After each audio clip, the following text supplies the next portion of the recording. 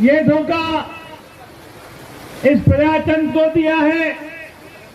इस देश के लोकतंत्र की हत्या करने का प्रयास बार बार इस देश में किया जा रहा है। मध्य प्रदेश में हुआ, कर्नाटक में हुआ, राजस्थान में कोशिश की गई और अनेक प्रांतों में, छत्तीसगढ़ में कोशिश की गई। और एक निर्वाचित सरकार है जो जनता ने चुनी थी, उन सरकारों को गिराने का काम लगातार देश में अभी भी जारी है। आज तिरंगा यात्रा क्यों निकाली गई? ये तिरंगा यात्रा लोकतंत्र बचाने का आह्वान कांग्रेस ने क्यों किया है? वो लोकतंत्र जो बाबा साहब अम्बेडकर ने हमको बना कर दिया था। और लोकतंत्र कहता है, इस लोकतंत्र में, इस देश में हर आदमी को अपनी बात कहने की पूरी पूरी आजादी है। हर आदमी को अपना मत का अधिकार देने की पूरी पूरी आजादी है। हर आदमी को अपनी सरकार चुनने का अधिकार है। और उस सरकार चुनने का अधिकार का प्रयोग 2018 में हमने किया और सरकार बनाई। ये लोकतंत्र हमारा कहता है। और इस लोकतंत्र को बार बार समाप्त करने की पुरजोर कोशिश देश में की जा रही है। आज किसानों की स्थिति क्या है? कल मुझे मोरगांव के साथियों ने फोन किया, ओलावृष्टि ऐसा लग रहा था कि कश्मीर में कहीं कोई बूंदाबांदी बर्फ गिरी होगी, पूरे खेत नष्ट हो चुके हैं। ये बारिश हमारे सर पर गिर रही है। हमारा सोयाबीन, हमारा चना बर्बाद होने की कगार पर है। सरकार को कोई चिंता नहीं इसकी। ओलावृष्टि होती है। आज मैं अखबार में पढ़ रहा था, उत्तम भाई पटेल साहब, आपने पढ़ा कि नहीं? आज पत्रिका में छपा है कि 2020 में जो अनावारी और जो फसलें नष्ट होने का मुआवजे की जो लिस्ट आई है, उसमें खंडवा का नाम नहीं है, क्योंकि खंडवा में किसान नहीं रहते हैं। उसमें बरहानपुर का नाम नहीं है, क्योंकि बरहानपुर में किसान नहीं रहता है। ये बार बार लगातार हम सबके साथ में धोखा करने का लगातार एक प्रयास, इस प्रजातंत्र को नष्ट करने का प्रयास देश में किया जाता है। मित्रों, हमने भी 18 में एक व्यक्ति को चुनकर भोपाल भेजा था। बहुत मेहनत लगी थी, सबने बड़ा काम किया। भोपाल भेजा, ये सोचकर भेजा कि ये कुछ हमारे इलाके का उद्धार करने का काम करेगा। लेकिन उस व्यक्ति ने अपना उद्धार कर लिया और मानदाता के लोगों का उद्धार करने का काम नहीं किया। लोकतंत्र में हार जीत होती, उसकी चिंता नहीं हमको। हमने उपचुनाव लड़ा, आप लोगों ने 65,000 वोट कांग्रेस को उम्मीदवार को दिलाया। ये हमारे लिए गर्व की बात है, हमारे मानदाता के कार्यकर्ताओं के लिए गर्व की बात। एक हारता एक जीतता है, कोई चिंता की बात नहीं। लेकिन मायूस होने की जरूरत नहीं है साथियों। अभी लड़ाई और संघर्ष करने की आवश्यकता है। हर मोर्चे पर, हर गांव की दुकान पर, खेत की मेड़ पर यह कहना होगा, कांग्रेस के जमाने में डीजल का भाव 60 रुपया था, पेट्रोल का भाव 70 रुपया था, जब क्रूड ऑयल की कीमत आज से दुगनी होती थी, जब मनमोहन सिंह जी की सरकार थी। जब खाने का तेल का भाव 80 रुपया था, जब मनमोहन सिंह जी की सरकार थी। जब एलपीजी गैस सिलेंडर का भाव 550 से 600 रुपया था, जब देश में मनमोहन सिंह जी की सरकार थी।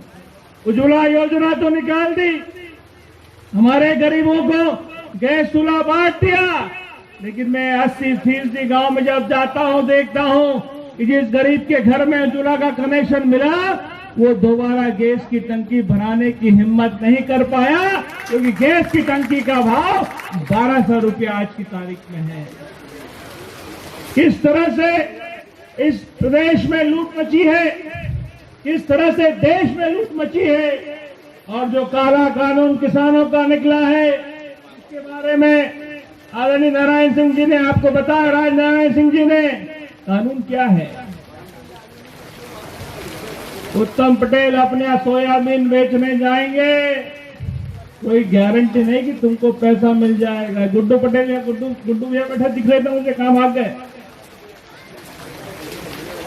और ये नारायण सिंह बैठे, हम इनको गए थे। इस प्रदेश के कृषि मंत्री का भतीजा जो हरदा का रहने वाला है, वहीं खड़ी कर ले। और वो जब अपना सोयाबीन खाते गांव के व्यापारी को बेचता है, वो व्यापारी 3 करोड़ का सोयाबीन, मक्का, तुअर, मूंग लेके रफू चक्कर हो जाता है। आज तक सरकार उसको ढूंढ नहीं पाई। इस प्रदेश के अगर कृषि मंत्री के भतीजे को पैसा नहीं मिल सकता, तो फिर उत्तम भाई और हमारे साथियों, आप लोग भूल जाओ आपकी क्या स्थिति होने वाली है। आज कल ही शायद अखबार में मैंने पढ़ा कि हमारे रीवा तरफ, ग्वालियर तरफ, जबलपुर तरफ ऐसी घटनाएं रोज हो रही हैं। मंडी क्यों बनाई गई थी? मुझे याद है जितेंद्र सिंह जी यहां बैठे हैं कहीं, कुछ सब 1.5 साल पहले यहां पर भी ये कांड हुआ था।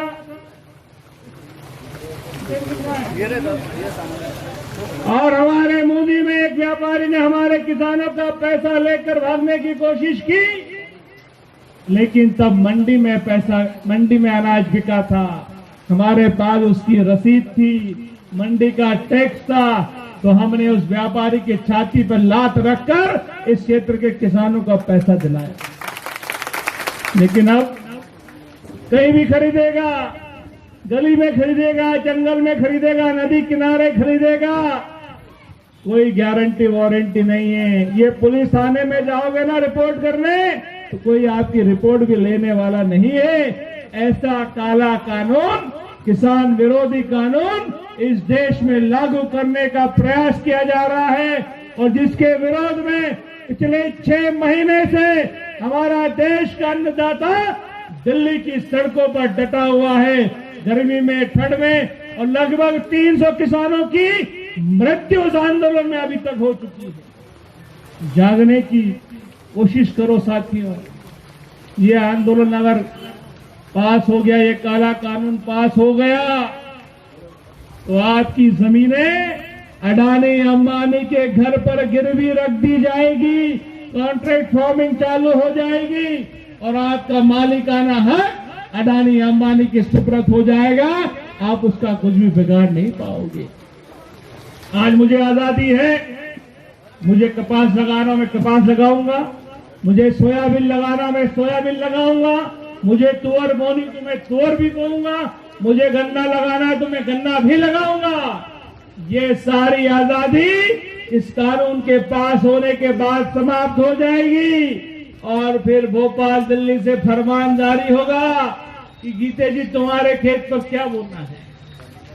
ये फरमान दिल्ली से जारी होगा, और फिर आप उस फरमान का अनदेखा नहीं कर पाओगे।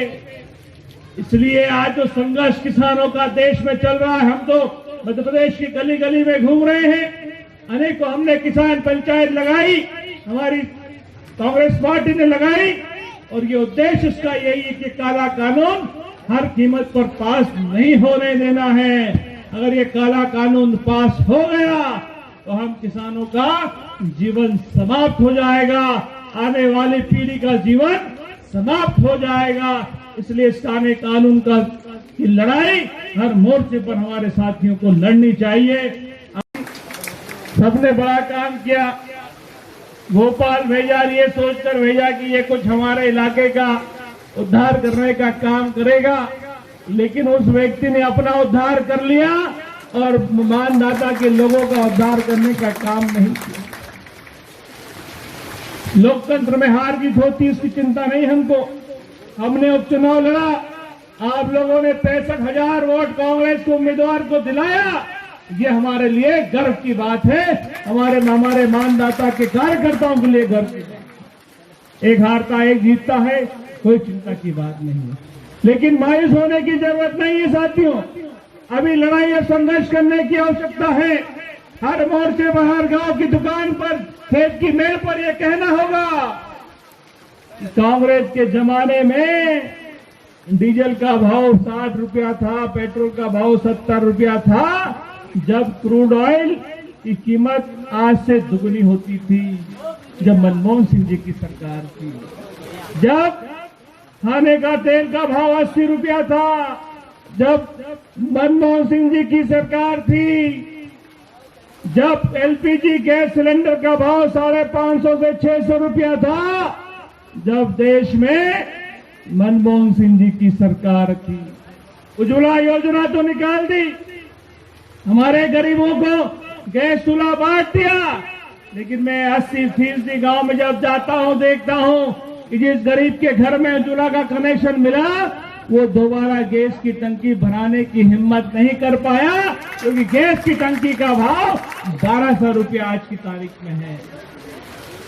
किस तरह से इस प्रदेश में लूट मची है, किस तरह से देश में लूट मची है, और जो काला कानून किसानों का निकला है इसके बारे में आदरणीय नारायण सिंह जी ने आपको बताया। राज नारायण सिंह जी ने कानून क्या है।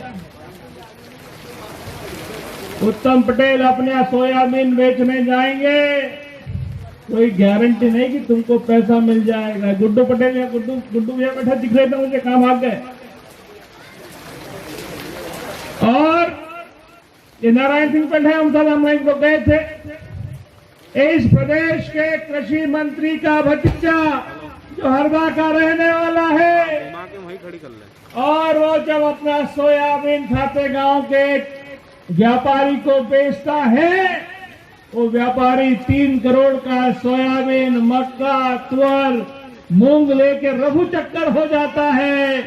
आज तक सरकार उस, मुझे याद है जितेंद्र सिंह जी यहाँ बैठे हैं कहीं, कुछ सब 1.5 साल पहले यहाँ पर भी ये कांड हुआ था।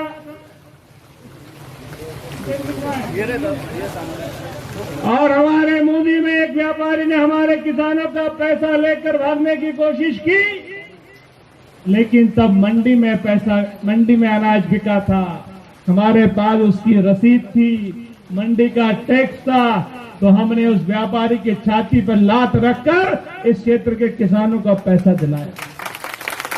लेकिन अब कहीं भी खरीदेगा, गली में खरीदेगा, जंगल में खरीदेगा, नदी किनारे खरीदेगा, कोई गारंटी वारंटी नहीं है। ये पुलिस थाने में जाओगे ना रिपोर्ट करने, तो कोई आपकी रिपोर्ट भी लेने वाला नहीं है। ऐसा काला कानून, किसान विरोधी कानून इस देश में लागू करने का प्रयास किया जा रहा है, और जिसके विरोध में पिछले 6 महीने से हमारा देश का अन्नदाता दिल्ली की सड़कों पर डटा हुआ है, गर्मी में, ठंड में, और लगभग 300 किसानों की मृत्यु उस आंदोलन में अभी तक हो चुकी है। जागने की कोशिश करो साथियों।